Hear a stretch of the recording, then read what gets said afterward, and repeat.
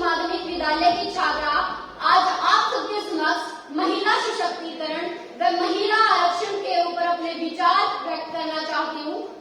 और मुझे ये आशा ही नहीं बल्कि पूरा विश्वास है कि आप मेरी बातों को ध्यानपूर्वक सुनेंगे और मेरा हौसला बढ़ाएंगे। नई नीतियां बनती गई, नए अधिकार मिलते गए, नई नीतियां बनती गई, नए अधिकार मिलते गए, नारी के जीवन पथ पर रंग बिरंगे फूल खिलते गए। उन रंग बिरंगे फूलों में कांटे अभी भी शेष थे और नारी सशक्तिकरण के दाव मात्र कंकाल और अवशेष थे। नारी सशक्तिकरण के दाव मात्र कंकाल और अवशेष थे। संघर्ष का एक लंबा सफर तय करने के बाद भी दूर है मंजिल नारी की। संघर्ष का एक लंबा सफर तय करने के बाद भी दूर है मंजिल नारी की। आज भी हमारे देश में महिला दिवस मनाए जाते हैं, प्रण किए जाते हैं, वायदे किए जाते हैं महिला के आरक्षण के, महिलाओं के सम्मान के। लेकिन मैं आप सबसे पूछना चाहती हूँ कि क्या मात्र 33% आरक्षण देकर महिला सशक्तिकरण संभव है? जी नहीं, कदापि नहीं, क्योंकि आज इस देश की महिलाएं धरती की गहराइयों से आसमान की ऊंचाइयों तक पहुंच चुकी हैं। अरे विडंबना देखिए, धरती की गहराइयों से आसमान की ऊंचाइयों तक पहुंचने वाली कल्पना चावला के उस देश में आज एक नारी घर की दहलीज लांघने में भी डरती है, झिझकती है। आज नारी को डर लगता है उसके ऊपर घात लगाए बैठे रावण और दुशासन से। आज एक नारी को डर लगता है उसकी इज्जत पर सवाल उठाने वाले इन धर्म के ठेकेदारों से। आज उसे डर लगता है जुए की बाजी पर उसका सौदा करने वाले धर्मराजों से।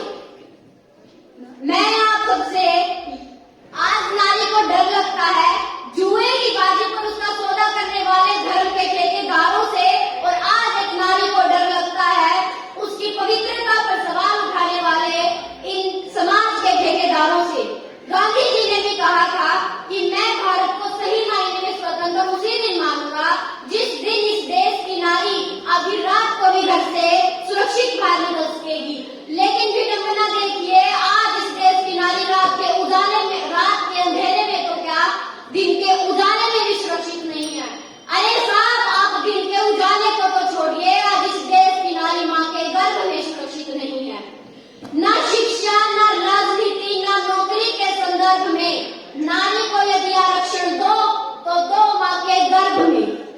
जो लोग 33% आरक्षण देकर महिला सशक्तिकरण का सपना देखते हैं ना, मैं उन लोगों को ये बात बताना चाहती हूँ कि इस देश की नारी आरक्षण से पहले माँ के गर्भ से जन्म लेने का अधिकार मांगती है, इज्जत और सम्मान से जीने का हक मांगती है और अपने सपनों को हकीकत में बदलने का एक मौका मांगती है।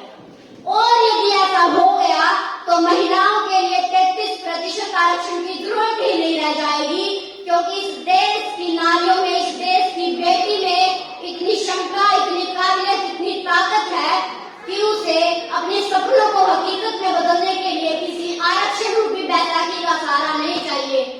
परिंदों को तालीम नहीं दी जाती उड़ानों की, वो खुद ही छू लेते हैं ऊंचाइयां आसमानों की। जिस दिन इस देश की नारी एकजुट होकर अपनी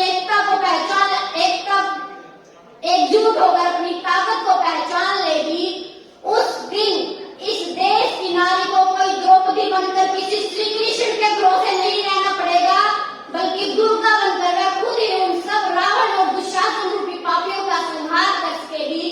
और इस देश की बेटी निरंतर मेहनत और निरंतर प्रगति करते हुए उन सभी से केवल यही कहना चाहती है कि ये सीढ़ियां उन्हें मुबारक जिन्हें छत तक जाना है, ये सीढ़ियां उन्हें मुबारक जिन्हें छत तक जाना है।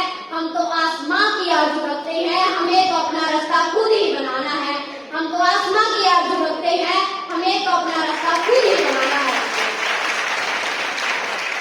भारत के कुछ राजनेता, बीजेपी के पिछड़ा मोर्चा मंडल अध्यक्ष विजय गुप्ता, समाजवादी पार्टी के संस्थापक और गांव